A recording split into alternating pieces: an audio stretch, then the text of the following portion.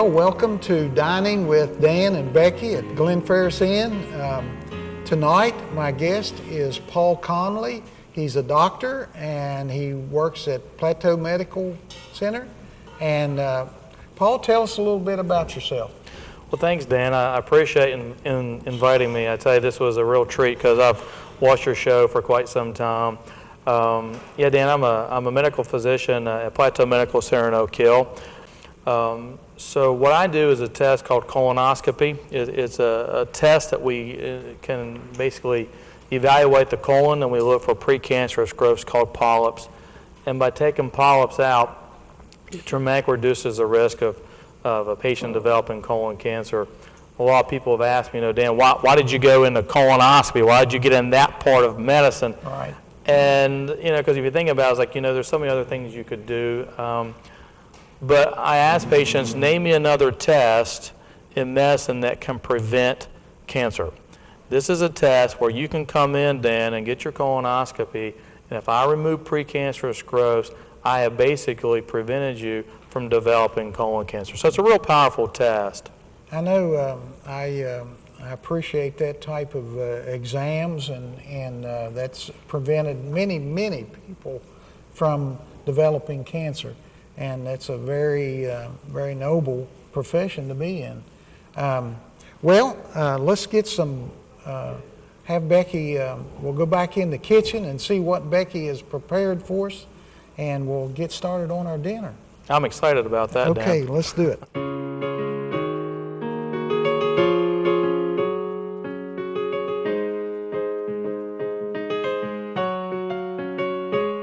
Well, hello everyone. Welcome to Dining with Dan and Becky. Tonight, Danny's menu is going to consist of a tossed salad. We do that a lot. Scallops in a cream sauce, butter tossed fettuccine, broccoli, and an old-fashioned country dessert, old-fashioned buttermilk pie. Well, let me get my stuff together, and we're going to do just a little bit of prep work before we start the first dish. I'll be right back.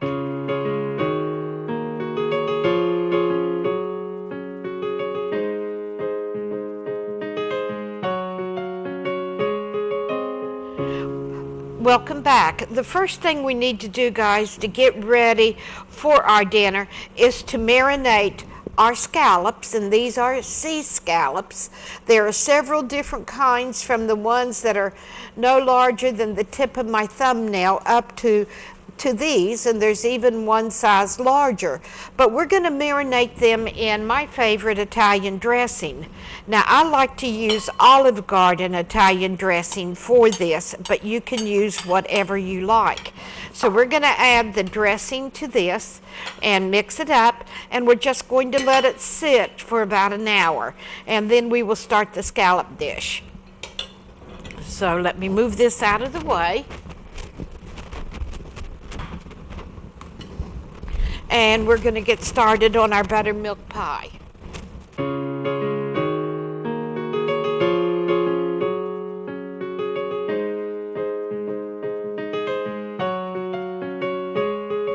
All right, the first thing that we're going to do, guys, is do our buttermilk pie. Now, for the pie, you need 1.5 cups of sugar, a tablespoon of flour, a pinch of salt, 1 tablespoon of lemon zest, 4 eggs, a cup of buttermilk, 1/2 cup of butter, and 1 unbaked pie crust. Now, that is the whole situation. I don't have an unbaked pie crust, so we're going to do one. All right, 2 cups of all-purpose flour.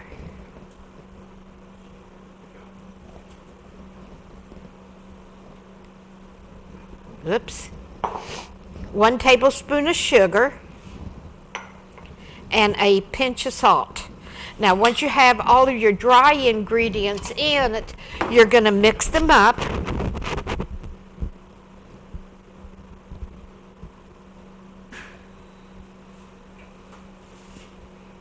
And you're going to make a well, and you're going to add 3/4 cup of a solid shortening.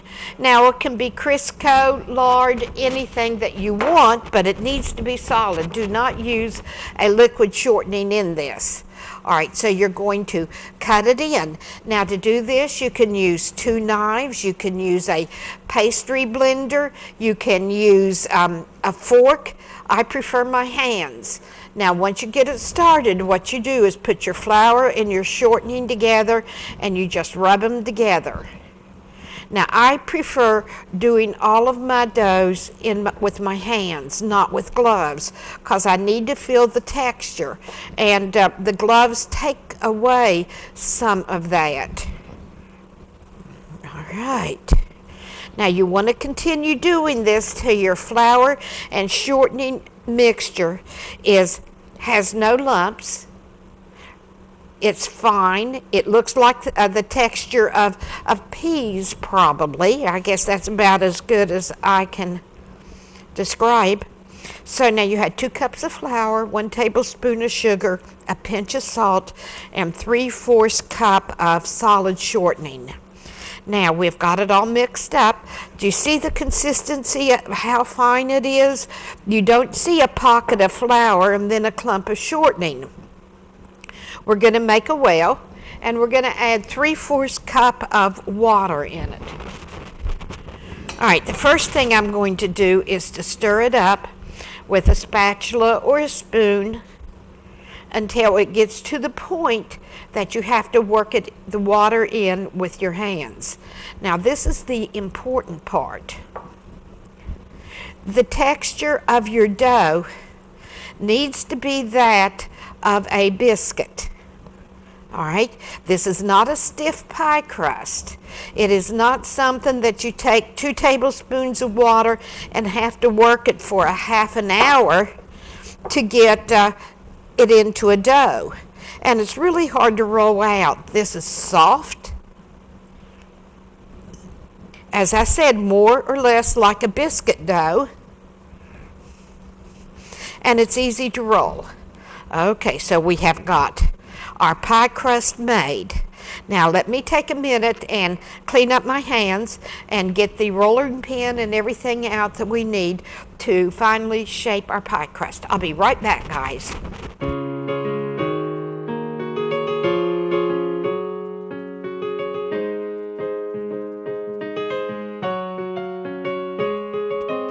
Now, in order to roll out your pie crust, the first thing you're going to do is to sprinkle your work surface with a light dusting of flour.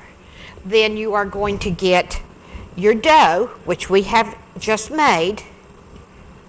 By the way, this recipe came from my mama. I know you all get tired of me talking about my mom and how good she is, but she is good. She is a cook. Okay, now, if you are going to make a round pie, you need to start with a round ball. If you're going to make a cobbler crust that's rectangular, you need to start with a rectangular log. Now, the hard part about this is keeping it circular. What you want to do is to roll it out in every direction, and you want it to be thin.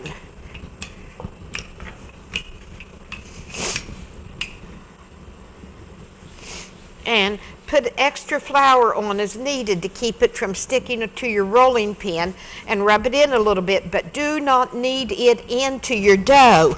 That's what makes your dough tough, and no one wants tough dough. Okay, so now we have got something that's almost circular, so let's see what we can do. We're going to lift this over, then we're going to fold that over. Oops, look at that. You're going to pick your dough up and you're going to put it in the very middle of your pie pan. Then you're just going to unfold it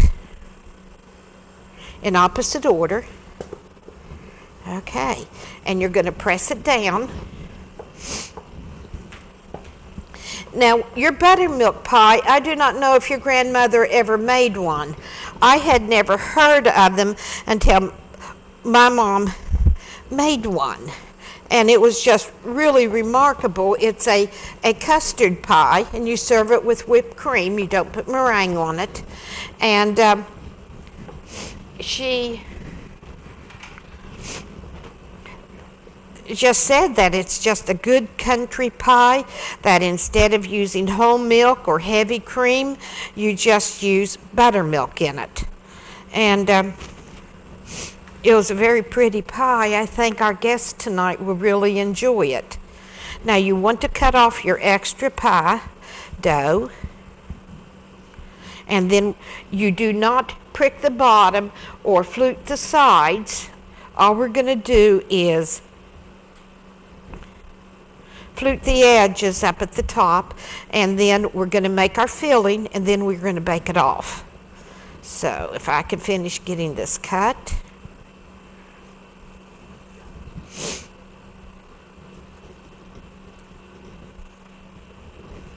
And there we are. Okay, let's get this out of the way. Now what you're going to do, you're going to pull this up and squeeze it together and make a ridge all the way around your pie crust.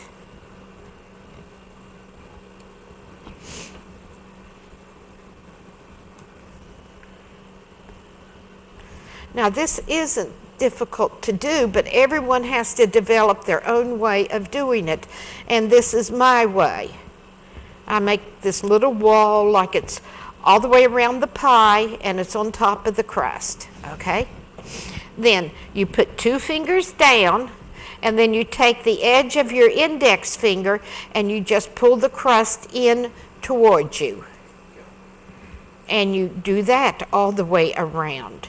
We used to have a cook who would do his fluting like this with little dowel sticks. Yeah, they were just a beautiful pie crust. Even though I have the little sticks, I just don't have the patience for it or the time. And all the way around.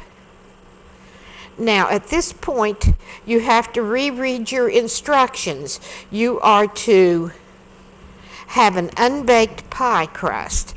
Now, we have a pie crust, it's unbaked. So we're going to put that aside, clean up our mess, then we're going to fix our pie filling, and then at that point, we will put it in the oven. So give me a minute to clean up my mess, and I'll be right back.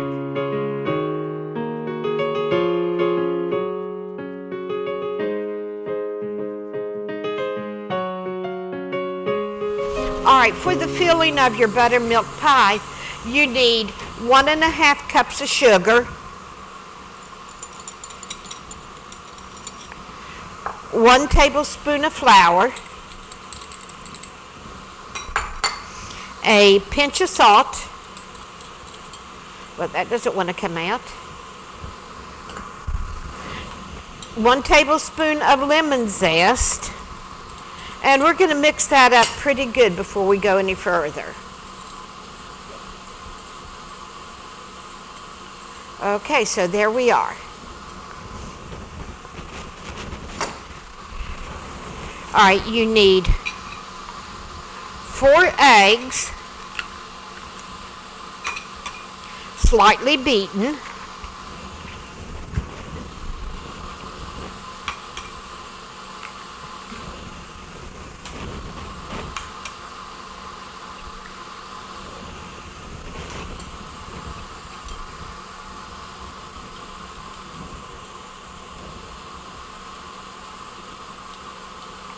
Those are some strong eggs.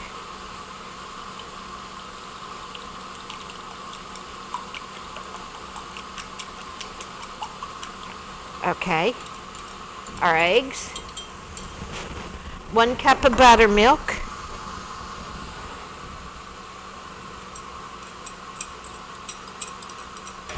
All right, let's take our butter out of the microwave. I just melted it. And be careful because sometimes your bowls are a little bit hot. Now this is 1/2 cup of butter or 1 entire stick. Well, this bowl isn't hot at all. All right, now we're going to mix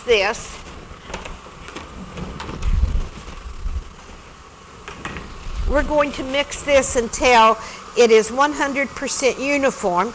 We are going to put it in our pie crust, and then we're going to bake it starting at 35 minutes. Now this is like a pumpkin pie.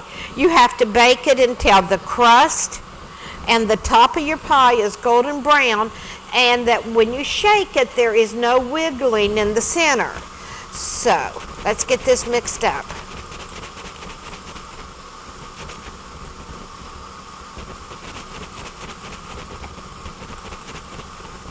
I had thought about putting cinnamon in this, but I figured my mama would fuss at me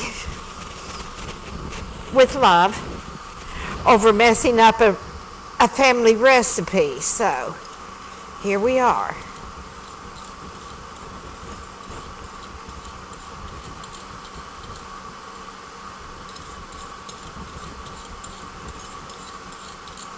Okay, guys. All right, let's get this in our oven. Now, isn't that the prettiest pie you have ever seen? Now, this comes out like a custard pie because it is a custard pie. It's just that instead of being made with whole milk, evaporated milk, or heavy cream, it is made with buttermilk. So give me a minute to make sure I don't spill this. Okay.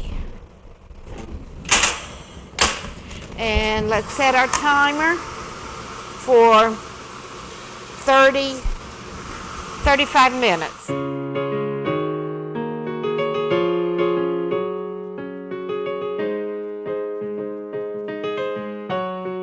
And welcome back. All right, now if you remember, Dan's menu was a tossed salad. Then our dessert was the buttermilk pie, and our main entree was scallops in a cream sauce, which we're going to be doing next. But in the meantime, we're going to get our water boiling to cook our fettuccine.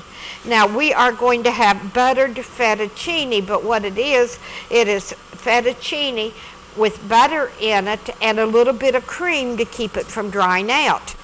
Now, basically, all you have to do is follow your package instructions. You need to get 4 to 6 quarts of water rapidly boiling. You need to add your fettuccine once it is at a rolling boil, and then you set a timer and let it cook for 12 to 15 minutes. 12 minutes for al dente, and then each minute after that it's a little bit less al dente until it's well done. And then we combine butter, and I'm going to use evaporated milk. You can use whole milk, evaporated milk, 2% heavy cream. You can even make a cream sauce. But if you put butter in this all by itself, your fettuccine is going to dry out some, and no one wants that. So you want something for the butter to bond to that coats your fettuccine, that keeps it soft and pliable and not dried. So we have our water on. It's heating. As soon as it starts boiling, we'll add the fettuccine. So in the meantime, we are going to start working on the cream sauce for the scallops. So give me a minute. I'll be right back with those ingredients.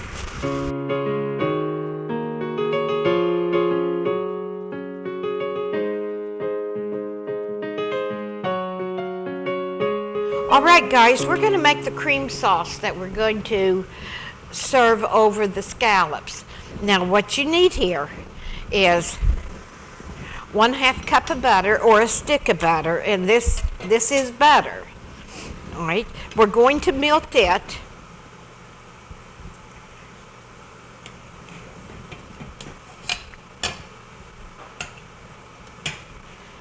I should have taken this butter out a half hour ago so it could soften up some, but what is. All right, let me get everything over here. A 1/4 cup of Parmesan. And now this is where it differentiates from a basic Alfredo sauce. Instead of a 1/4 cup of Romano, I put a 1/4 cup of grated mozzarella. And then, of course, you have to have your garlic. So,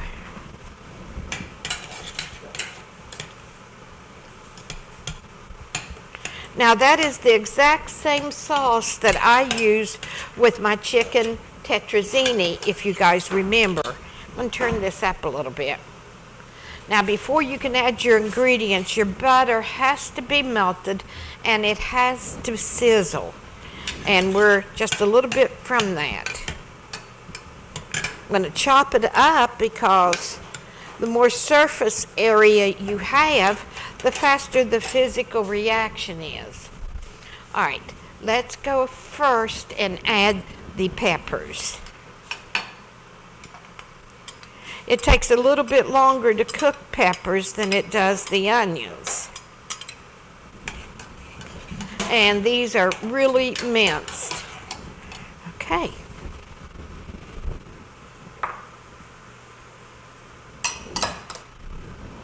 All right, now, as soon as this starts cooking a little bit, we're going to add our onions. Guess we might as well rest a minute, hadn't we? We're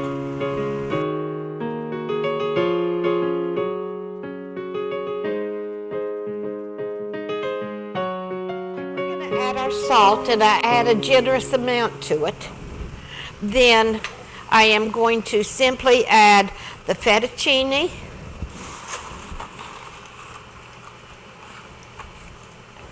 And we're going to give it a second to soften, and then I'm going to stir it up real good. Now for our sauce, it is really cooking, so we're going to add our onions. Now of the 3 vegetables that we're adding in this, your garlic has got to be last.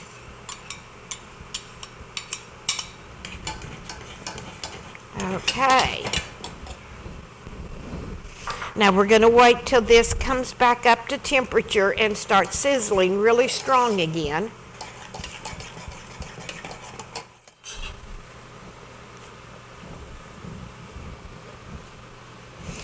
Set a timer for 13 minutes. Okay. All right, let's add our garlic. Now the problem with your garlic is that it will burn easy. I always add it last of all of my ingredients, or at least of my vegetables like I am doing here. All right, now you have your butter, your shredded pepper, your shredded onion, and your minced garlic. So the next thing I am going to do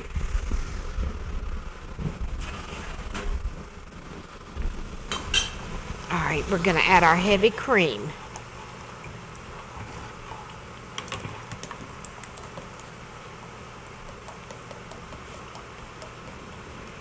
All right, so there we are. Now this, minus the mozzarella cheese, is the exact Alfredo sauce we use with our Cajun chicken pasta. Only we add the blackened seasoning to it. Okay, so.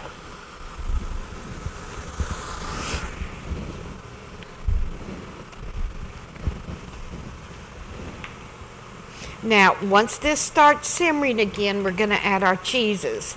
Now, in our normal Alfredo sauce, we add Parmesan and Romano, a 1/4 cup each. So what we're going to do here, because I have changed it slightly, I'm going to add a 1/4 cup of the Parmesan, but I'm going to add a 1/4 cup of the mozzarella cheese. It makes it just a little bit more rich and creamier. And if you're doing a cream sauce, Betty, you just got to have that creamy taste. So we have to heat this.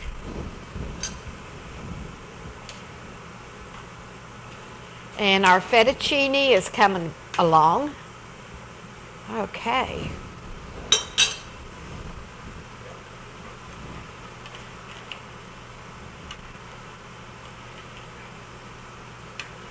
And I guess this would be a good time to check on that pie, wouldn't it? So give me a minute.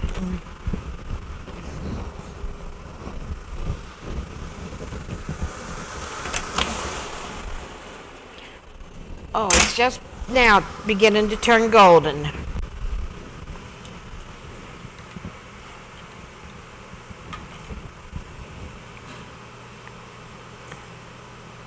And we better turn down that fire. Our fettuccine was going to boil over.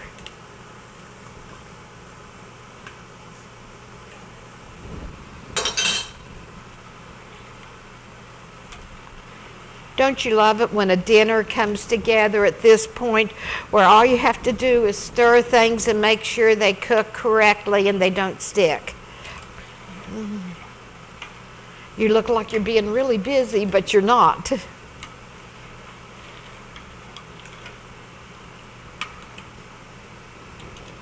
Okay.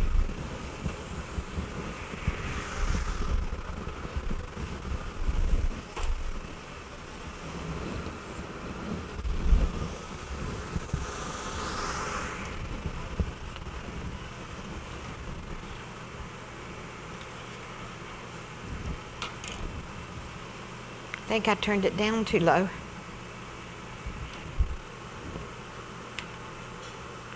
That is definitely too large of a piece of onion.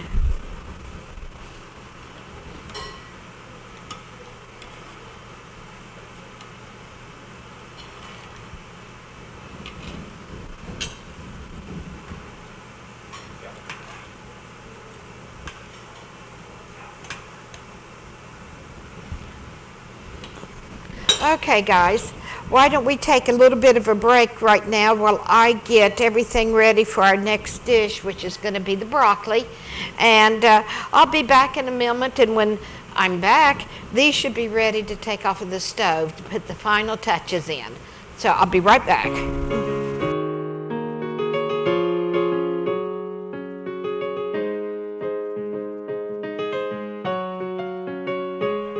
Welcome back. I hope you enjoyed your break. All right, now our cream mixture is bubbling, so it is time. Wow, that is hot. So it is time to put the Parmesan cheese in it first. And we are going to mix that together. Now you have to be careful because some of your cheeses sink to the bottom in a lump and they burn. All right, let's just give this a minute to melt. And then the last thing we have to do is to add our mozzarella. And then we will be finished with this. It just needs, oh, there was a lump.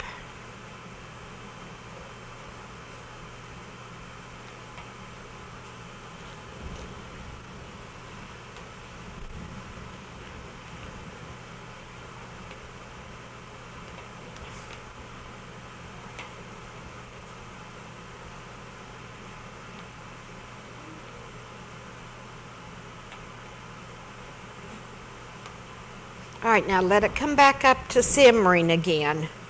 And you can tell when it simmers because it starts small bubbles around the outside. Now look at this.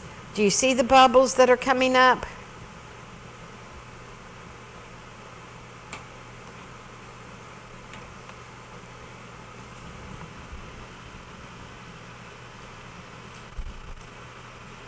It's not quite a full boil.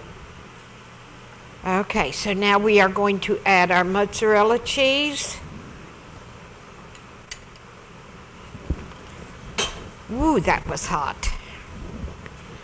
I guess you all know that the hottest part of any flame is not the flame itself, it's the area above it. We were doing a science experiment at my house. What kind of grandmother does science experiments with her kids? But anyway. And we were measuring the temperature of the flame and then the temperature at the tip of the flame and then above it and to the right of it and the left of it. And sure enough, it is hottest above the flame.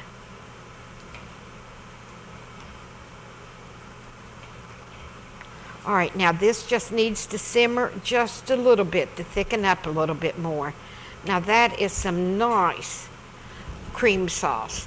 All right, I'm going to turn this fire down and we are going to give our fettuccine Looks like it's almost perfect, but we're going to wait till the timer goes off. Let me see how much time we have left on it.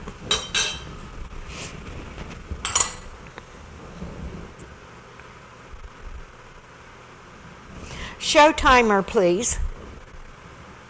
Here's the timer. 20 seconds left. So now what we're going to do is drain this, and then we're going to wash it. I wash all of my pastas and my rice after I've cooked it to keep it from sticking together.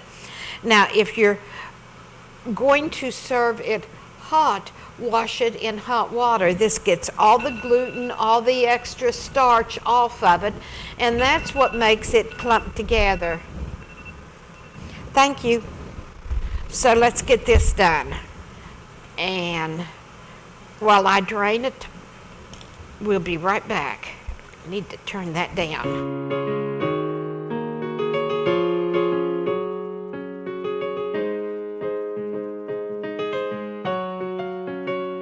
Okay, what we're going to do now is start our broccoli, then we will finish our fettuccine, and then we will finish with the scallops. Now you want a good inch of water in your pan. You're not going to submerge all of your broccoli in this because of the simple fact that we're going to steam most of it. So we're going to turn on our fire, and it's going to be, fairly high. We're going to add the broccoli.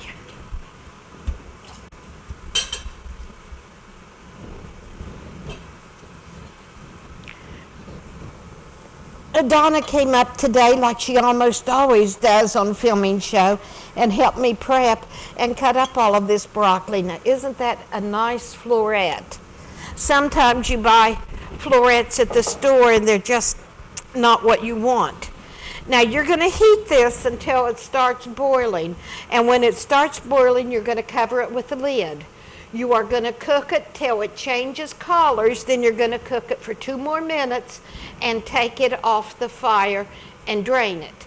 Then you are going to proceed with your salt, your pepper, and your butter. Okay, so now here we are. Here is our fettuccine. It has been drained. It has been washed. Now, we are going to make buttered or creamed fettuccine.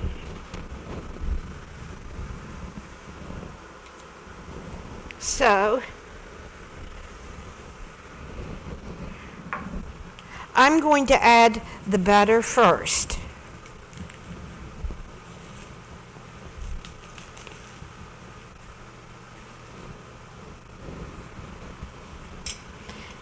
And as soon as this melts, or when it's melted about 50%, then I'm going to add the evaporated milk. And I'm just going to continually toss it until, whoops, there we are. Let me check it. Okay, it's not ready yet. What did I do with my spoon? Here it is. We're going to continually toss it till all of the fettuccine noodles are covered with the butter. And to prevent its drying out, we are going to add evaporated milk. Now, the reason I use evaporated milk is that if there's a little bit of water at the bottom, it will not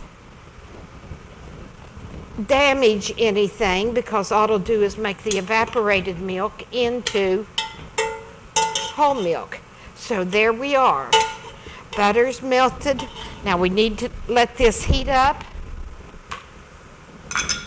until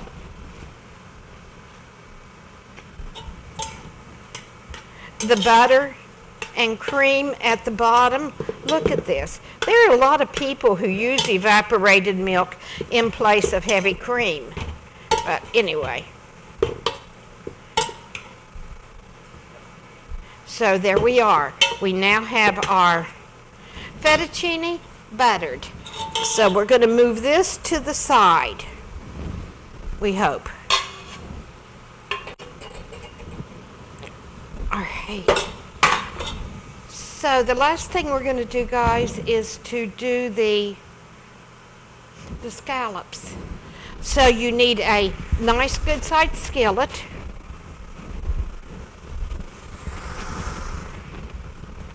Now I've already shown you the recipe for it. You need 15 to 20 scallops. You need a nice oil, and this is Mazola corn oil. I bought a bottle of this a few weeks ago, and Dan said to me, "That's the oil my mother used to use." So I will probably be using Mazola corn oil for a long time. They're all about the same price. This is being advertised as heart healthy, so there is absolutely no reason not to use it. So I have got the corn oil in a skillet heating over medium heat. The broccoli has not started boiling yet. Better turn that fire up or they're not going to have broccoli that's done. All right, now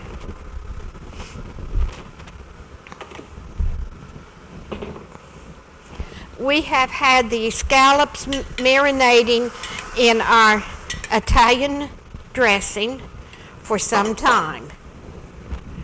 I tried to do it at least an hour. You can do it overnight. Now, do not put it in your skillet until that oil is hot. The funny thing about a scallop is that there is a lot of moisture in it. It's like a sponge. And if you cook it until that moisture starts seeping out, then your scallop is going to be tough.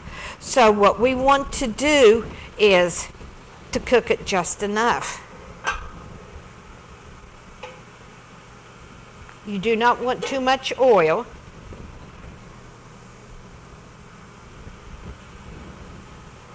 All right, let's put a couple drops in to see if our skillet sizzles. Almost. It's almost sizzle-worthy.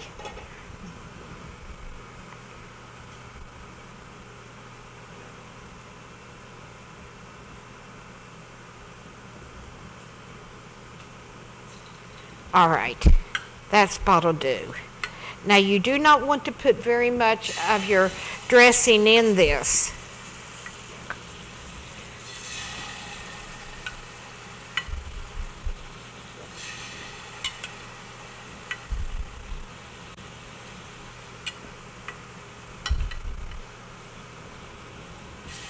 And the more you put in it, the lower the temperature of the skillet and the oil is going to go.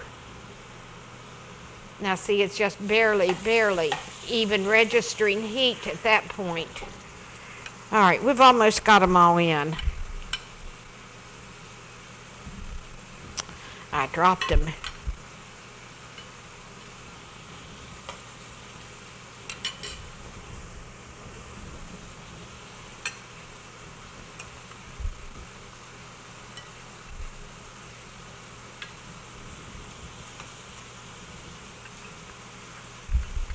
All right, now what we're going to do is sort of stir fry these. And after we've turned them the first time, we're going to add our mushrooms to it. And then after those are finished, we are going to add our cream sauce to it. So here is our mushrooms. And the water is boiling, so we're going to put a lid on it.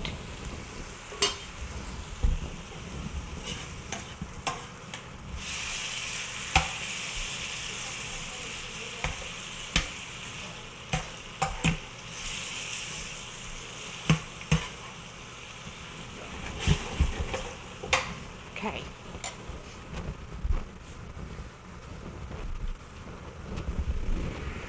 All right, let me check that pie.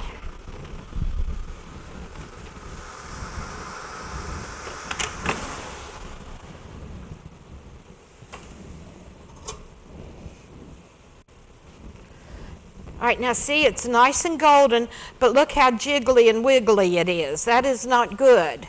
So what we're going to do is fix an aluminum foil tint to go over it to keep it from getting any darker while it still cooks. Girls, could you all hand me a sheet of foil about like that, please? It's over there under the metal table.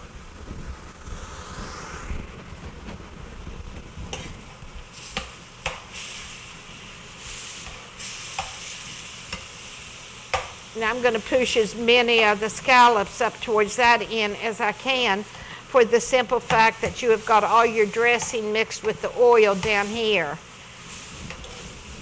Okay.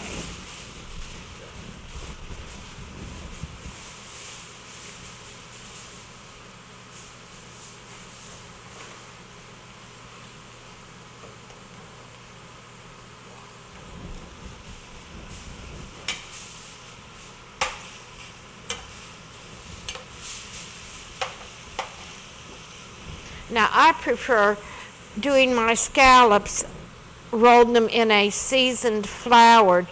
In fact, my grandson, Miguel, when he was here, well, he's a vegan, so I worked on vegan cheese sticks recipes for him this summer, and I used the same way of doing the flour seasoning for scallops as I do the cheese sticks. Now you're just going to put this foil on top of it. Okay. And that foil will keep it from burning. All right.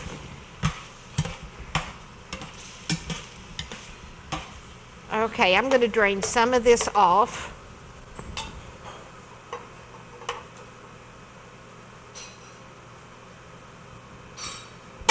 Oops, dropped one. Get that sucker. And I'm going to add the mushrooms.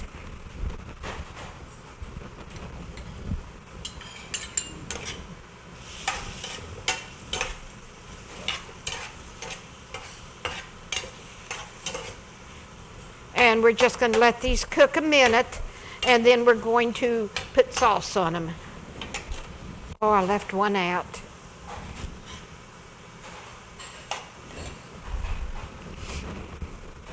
All right, let's check our broccoli.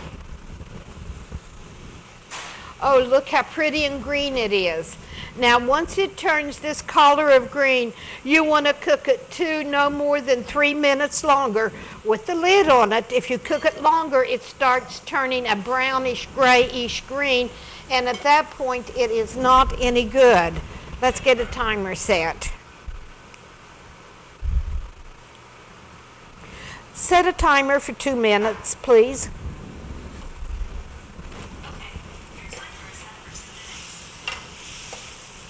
Okay. All right. Let's add our sauce. Oh, I'm making a mess on my stove. All right, we're going to turn the fire down a little bit because we just want this to simmer at this point.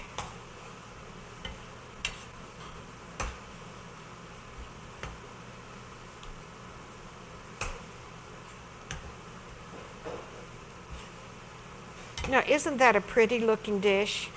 Your mushrooms, your scallops, and they smell so incredibly sweet.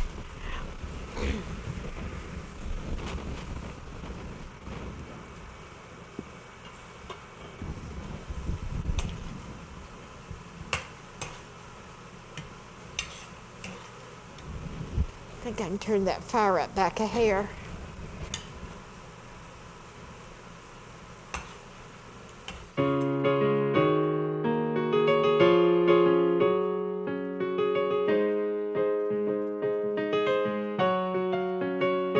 Now, the first thing you want to do is turn your fire on to medium-low and heat this up till all the water has evaporated from the base of your pan.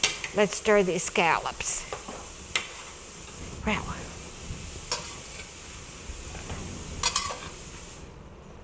Well, there's not much water there, is there? All right, I'm going to salt this.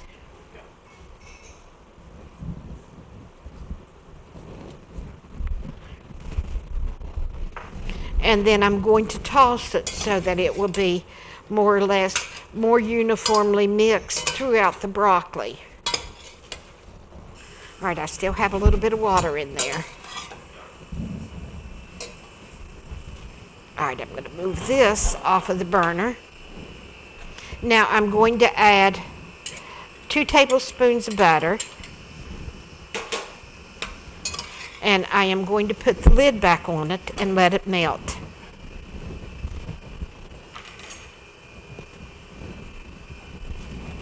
And then once it's melted, I'm going to toss it again.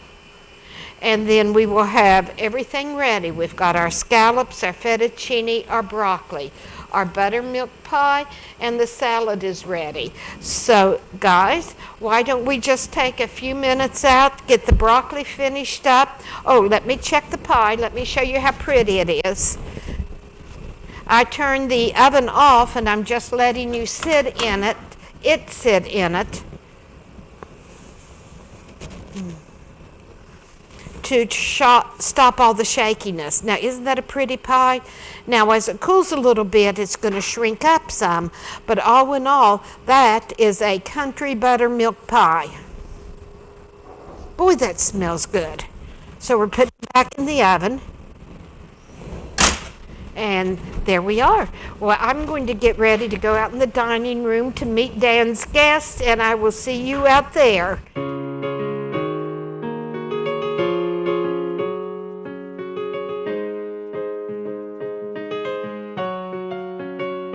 Becky, what have you made up for us this evening for our dinner? Well, we're having a tossed salad.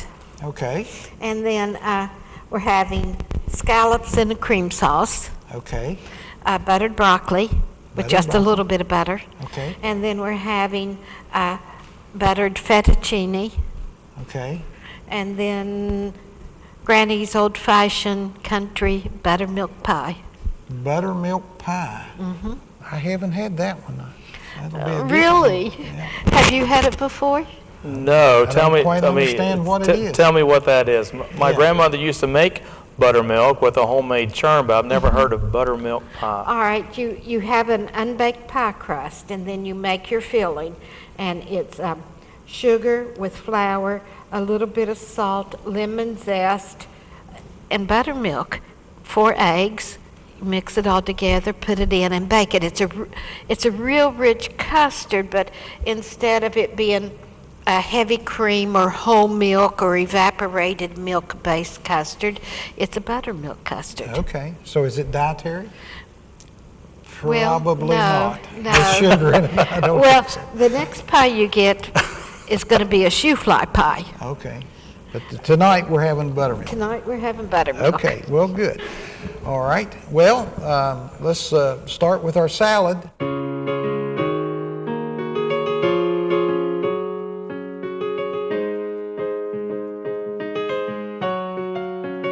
All right, let's have our salad now. And while the girls are bringing it out here, Paul, tell us about your relatives that live here in the area, in the valley, here in Fayette County. Well, actually, Dan, I think I was telling you, my grandfather worked for Cannleton Coal and was a coal miner, so that my And his name was Naaman? No, that's actually my mom's side. So I was going to tell you, so Connolly, my dad's dad was Connolly, who worked in the coal mines at Cannleton. I see. And my mother was a Clunch, who Naaman Clunch was my great uncle. Uncle. And so you talked about teaching at West Virginia Tech. Daniel Clunch. Dan is my great uncle, who taught engineering at West Virginia Tech, which is my alma mater. He was in an office in the second floor, and I was on the fourth floor of that school. So my father, who got a degree at West Virginia Tech in education, Becky, like you're an educator, he got a degree in education in the 70s, and at the time, teaching school, we talked about how little you get paid teaching school. He can make more money working in the coal mines, and so he was hired on at Bethlehem Steel in Nicholas County, and that's when we moved to that area, in Drennan, okay, is where I'm from. So we're talking about just, Bethlehem at the time, was the second largest steel producer in the world, second to U.S. Steel, and had coal reserves in that area for over 100 years. And unfortunately, due to the economy, Bethlehem Steel doesn't exist anymore. Well, start eating your salad there, and I'll talk some while you're... Now, Drennan, is that where the dairy bar is on the way to Summersville? That is correct. The Drennan Dairy Bar right there at 129. That's right. And you'd stop there and get biscuits in the morning. Well, your salad's very good. Well, thank you. Got all the ingredients, looks like. No, I forgot the cauliflower again, and I forgot the cucumbers again. But Goodness gracious.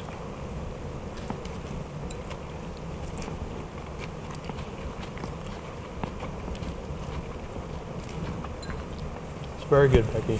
thank you, Paul. I had a friend that went to school with me, and he also graduated from college with a degree just like mine, who went to work at Bethlehem Steel Mining. Edgar Morse, and he retired from Bethlehem Steel many years ago, not all that long, but he did his whole career at Bethlehem Steel, and he was a mine foreman and did all that kind of work. But he too had an education degree, but he never did teach school that I know of. But his father was a shop teacher as well. And I think that's that happened. I'm sure, like we talked about, with education, you have to have a desire to teach, because you're not going to get rich being a school teacher. Not that you're going to be rich, mining coal, but those folks that went underground and mined coal, I always think about, we talked about Bethlehem Steel in Bethlehem, Pennsylvania, and during the war effort, they employed 30,000, employees, for the war effort. And my grandfather, who worked for Connolly, he didn't go overseas in World War II. And I'd ask him one time, I said, Papa, why were you not a soldier overseas? Why were you not part of the war effort? He said, son, I was part of the war effort. And I said, what do you mean? He said, because we went underground every day to mine the coal that we then shipped, to make the steel. And we were not replaceable by a woman to go underground. That's true. So these miners in this area played a huge role in the war effort, which I didn't really think about at the time. Right. They weren't fighting overseas with a weapon, but they were going underground every day, in these dark, wet mines, risking their lives to mine the coal, which then produced the steel, for the ships and the tanks and everything during the war. And they didn't have the safety standards that we have now to protect them and ensure a certain degree of safety. Terrible job. My grandfather had a carbide lamp, and that's what you use for light, and had an old breast auger. You would take the breast auger up into the face, and you would bore a hole, Dan knows about, and you would then shoot that. You would dig kind of a trench under that, would shoot it, would fall. You would then shovel the coal by hand load it into a car, put your tag, your ID on that car, and that's how you got paid.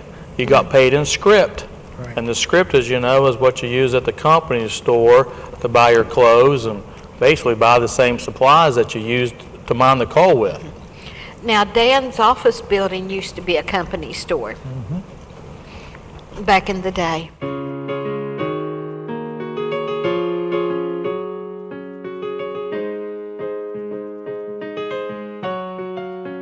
Well, Becky, what did you make up for us again now for the dinner? I've got scallops in a cream sauce, fettuccine, Okay. and broccoli. And do you know why I picked that? No. Why? One of my favorite dishes of all times is chicken tetrazzini, which is a bed of fettuccine, then on top of that a bed of broccoli, and then a bed of mushrooms, then your chicken smothered in my sauce. But we're not having chicken. We're having No, scallops. scallops. But Okay. I thought I would do all the components of it. Okay.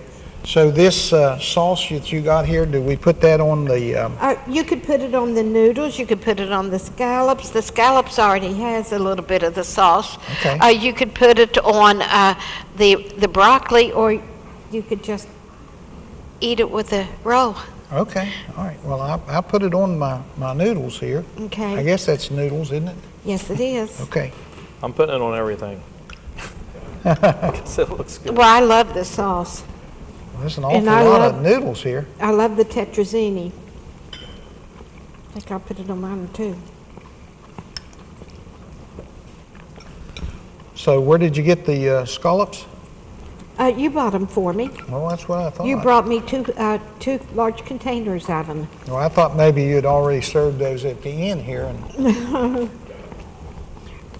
Now you'll be eating scallops for a long time, Danny. well, the sauce tastes pretty good. Well, I like that sauce. I'm going to try the broccoli here. It's not the traditional Alfredo sauce because I put Parmesan and mozzarella in it. I see. But it's good. It's almost like the mozzarella has it's got a creamy and not quite as powerful as the Parmesan is. I agree. It makes it really nice. Now for our regular Alfredo, we generally do a mixture of Parmesan and Romano, but that's kind of hard to find anymore. Well, you get all these Italian words out here, they'll think you're part Italian.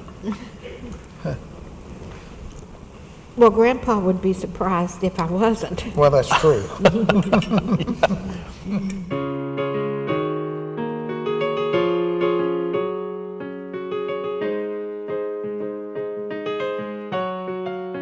Well, it's very good. I'm enjoying it. Well, how are the scallops? Well, they're They good. sat a little bit, so I thought they would have shriveled up and been tough. Well, they're not burnt. That's a positive thing, That right? is a positive thing. No, they're very good. Becky, I think they're delicious. Well, thank you, Paul. They really are. Now, I fixed Danny a garlic Parmesan scallops the other day, and then one other time, my grandson Miguel is a vegan, and he lived with us last summer, and I spent a few days researching, and I finally came up with a recipe for a vegan cheese sticks. And what you do that's completely different from anything I've ever seen, you take your flour and your water and you make a paste. And then whatever you're going to fry, you coat it first with that. Then after it's coated with your paste, you roll it in flour with your seasonings, in which this case it was Italian seasonings. And it made the best cheese stick I've ever tasted in my life. But so you put it on... But I put it on Dan's scallops. Yeah, they were very good. Well, a little different. I found out with that little experiment that you had to wet your scallops, roll it in flour, then put your paste on it, then put it in your seasoned flour because the paste wouldn't stick to the scallop. Oh, I see. And so I had to experiment with it a little bit to see what worked. Well, Doctor, tell us about Plateau Medical. Well, there's some changes going on at Plateau Medical Center right now, which is good for Fayette County and for the community. Right now, if you drive past the hospital and the medical center, you'll see an expansion project going on. The hospital, we're expanding 15,000 square foot expansion. What we're doing is we are doubling our operating room capacity and our endoscopy capacity. We're also doing a facelift for the building and things inside, renovating the rooms, the laboratory, the emergency room. That's a lot of construction going on. About $17.5 million, and I know in today's world that may not be that much, but it is an investment that the hospital and the community, to put that kind of money into a hospital, unfortunately you see, in West Virginia, a lot of hospitals going away. It's hard in today's time with the payer mix and cuts in reimbursement to survive as a small community hospital. And so what we're hoping to do at Plateau is to grow and be able to take care of the needs of the people in the community. And so I think, that $17.5 million investment shows that, that Oak Hill and Plateau is hopefully going to be around, for the long haul. Well, Oak Hill has always been very progressive, and we're really happy and proud that Plateau Medical is being able to obtain the money necessary to build the addition and get a top-notch hospital going. Not that they weren't already, it's just that, you have to keep up with all of the new technology that's going on, and I know that there's lots of stuff that's going to be new in the hospital, so that'll be great. What you hope is that we can take care by doing that. It's not about brick and mortars. It's about people, and it's about human beings and lives that we can hopefully touch and take care of in the community. We go into healthcare. Hopefully, we go into healthcare to take care of people and help sick people, make them well. And I think that's one thing that the mission is at Plateau is that we're hoping to extend our services and advanced services and have a greater service line.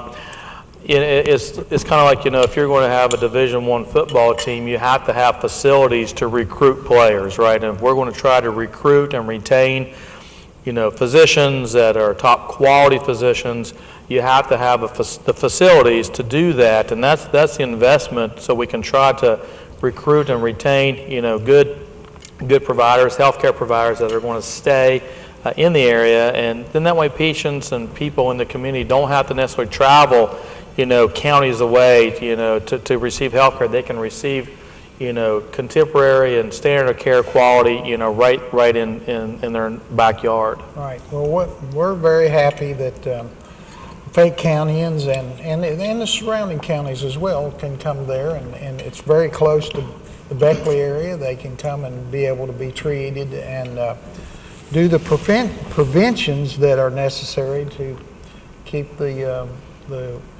boogeyman away of cancer and all of that kind of thing. And so we're really happy that they're able to do that expansion.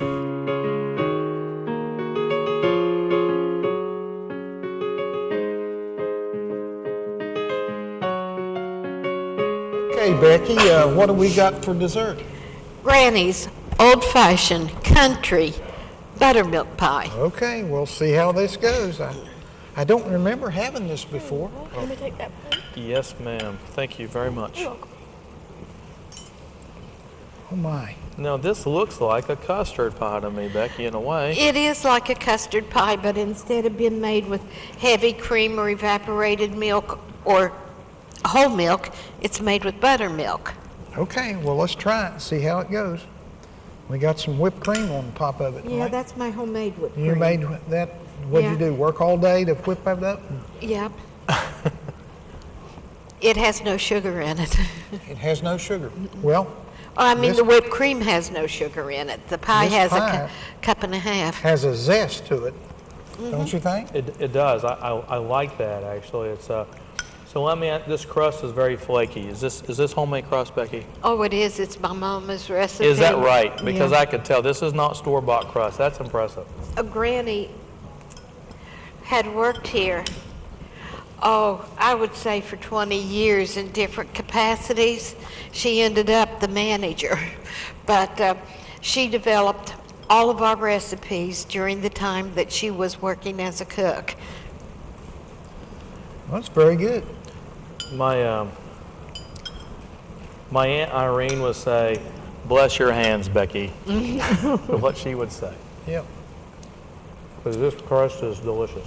My mama is, if she had lived in a different time, a different place, she would have been a master chef and famous worldwide. She's that good. Well, Doctor, some of the questions I asked our guest, we have a special question, and I'll give you a for instance. We asked if there's something that no one else knows what would you tell the people of Fayette County about yourself that no one else knows? Do you have anything that you might want to share with us? Well, probably this. As you know, I'm a medical doctor, and I've been in practice now. I graduated from medical school in 1997, so I've been doing this for several years, and I've built up, hopefully a good practice and reputation. Hopefully I've helped some people along the way. But I wasn't, that path of becoming a doctor wasn't always the path that I was going to take. When I was a child, I wanted to be a doctor. I wanted to go into healthcare. But after going through 12 years of school and high school, I kind of got a bit burned out, Becky, and I thought, you know what, I don't know if I want to do 4 years of college and 4 years of medical school and then residency. I thought, my goodness, that's a lot more school. I got to start all over again. So I decided I was going to go into pharmacy school. I thought, well, I'm going to become a pharmacist. And so I was at West Virginia Tech undergrad, and my preceptors and chair of the chemistry department was, you got good grades, you got good exam scores, you should have no problems getting to pharmacy school. Well, I went through the process and applied, and one summer I received a letter in the mail, and it was a denial letter. It said, you didn't get in, you're not good enough, we're sorry we can't accept you into our program. And that was really a kick to the stomach. I mean, I was very disappointed, and basically felt real downtrodden by that. But then that in a sense opened a door, made me even more motivated. More motivated to go back to college. I went back to West Virginia Tech down the road, and my professors are basically, what are you doing here? I thought you were in pharmacy school. Well, I didn't get in. They're realists. I said, nope, I didn't get in. I said, but I want to use that as motivation to work harder, okay?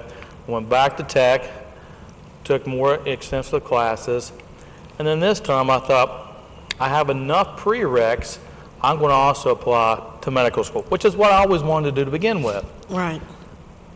I applied to medical school and also pharmacy school again, because I didn't know if I was going to get in anywhere. Remember, I just got told no, so I'm thinking maybe I'm not going to be good enough to get anywhere, so I started doubting myself.